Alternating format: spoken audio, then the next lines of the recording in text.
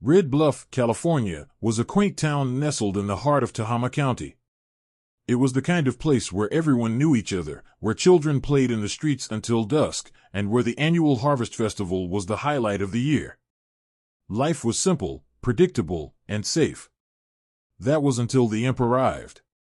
It started with small things that could easily be dismissed as accidents or pranks. One crisp autumn morning, Mrs. Thompson, the town's beloved baker, found her bread dough swapped with salt dough, resulting in an inedible, rock-hard loaf. She chuckled, thinking it was a trick played by some neighborhood kids. Then there were the cows. Farmer Jenkins woke up to find his prized herd painted in vibrant colors. Neon pinks, electric blues, and bright yellows adorned the poor creatures, and no amount of scrubbing could remove the paint. Jenkins grumbled and cursed, but like Mrs. Thompson, he dismissed it as a juvenile prank. As the days went by, the incidents grew more frequent and more malicious. One night, the town's only traffic light malfunctioned, blinking erratically and causing chaos at the main intersection. Another night, the town's water supply was inexplicably shut off, leaving residents without water for hours. Sheriff McAllister was at his wits' end. He'd been with the Red Bluff Police Department for 20 years and had never encountered anything like this. He organized nightly patrols, hoping to catch the culprits, but each time they came up empty-handed. It was young Tommy Matthews who first saw it. He was walking home from a friend's house one evening when he noticed a small figure darting between the shadows.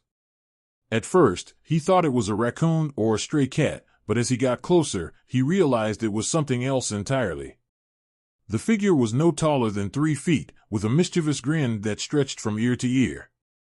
Its eyes glowed with a faint, eerie light, and it had a small, pointed tail that flicked back and forth. Tommy's heart raced as he watched the creature vanish into the night. He ran home, breathless and terrified, and told his parents what he had seen. They dismissed it as an overactive imagination, a result of too many scary stories before bed. But Tommy knew what he saw, and he was certain that it was no figment of his imagination. Tommy wasn't the only one who saw the creature. Over the next few days, more and more residents reported sightings of the small, impish figure. It was seen running across rooftops, hiding in bushes, and peering through windows. The townspeople grew increasingly uneasy, and whispers of a supernatural presence spread like wildfire. It was Old Man Hargrove who finally put a name to the creature. He was the town's historian, a man with a wealth of knowledge about local legends and folklore. When he heard the descriptions of the creature, he knew exactly what it was. "It's an imp," he declared to the gathered townsfolk in the community center. "A mischievous spirit known for causing trouble and chaos. They're known to be tricky, elusive, and very hard to catch." The room fell silent as his words sank in.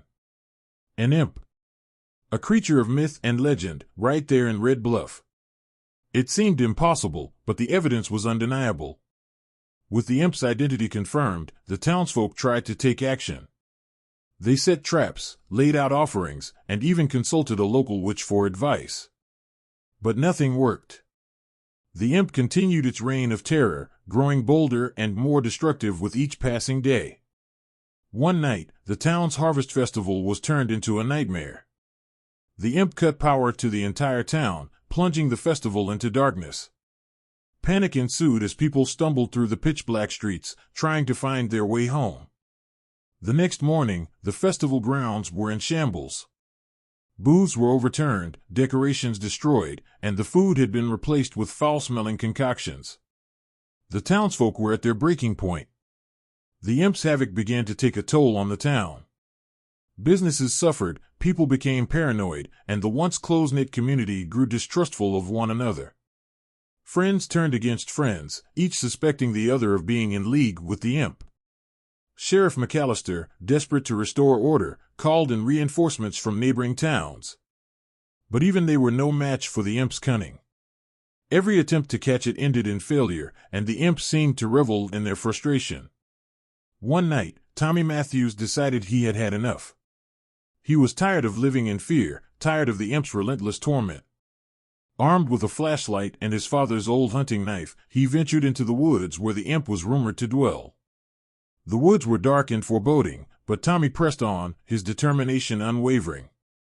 He followed the faint glow of the imp's eyes, always just out of reach, leading him deeper and deeper into the forest. Finally, he came to a clearing. The imp stood in the center, its mischievous grin wider than ever. Tommy took a deep breath, clutching the knife tightly. "Why are you doing this?" he demanded. "What do you want from us?" The imp tilted its head, its eyes glinting with amusement. "Chaos," it replied in a voice that sounded like the rustling of leaves. "I feed on chaos and fear." Tommy's heart pounded in his chest. "You need to leave.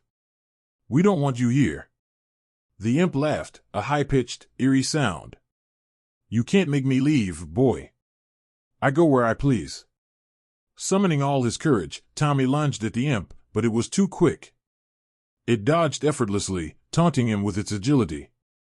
The more he tried to catch it, the more it seemed to enjoy the game. Hours passed, and Tommy grew weary. He knew he couldn't defeat the imp on his own, but he couldn't give up. Not when so much was at stake. In a final act of desperation, he hurled the knife at the imp. It missed by a hair, embedding itself in a tree. The imp laughed again, its eyes glowing brighter. "You'll never get rid of me," it said. "I am chaos incarnate." Tommy collapsed to the ground, exhausted and defeated. The imp vanished into the night, leaving him alone in the clearing. Tommy returned to town, his spirit broken. He told the townsfolk what had happened, but they were no closer to a solution. The imp continued to wreak havoc, its presence a constant shadow over Red Bluff. As the days turned into weeks, the town slowly began to accept their new reality. Life went on, but it was forever changed.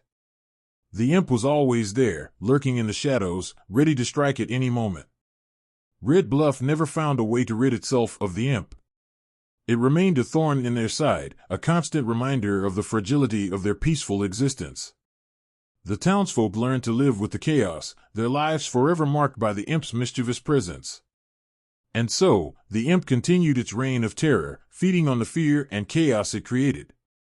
Red Bluff would never be the same, a town haunted by a creature that thrived on their misery. In the end, there was no resolution, no happy ending. Just the lingering shadow of the imp, a reminder that sometimes, the darkness can't be defeated.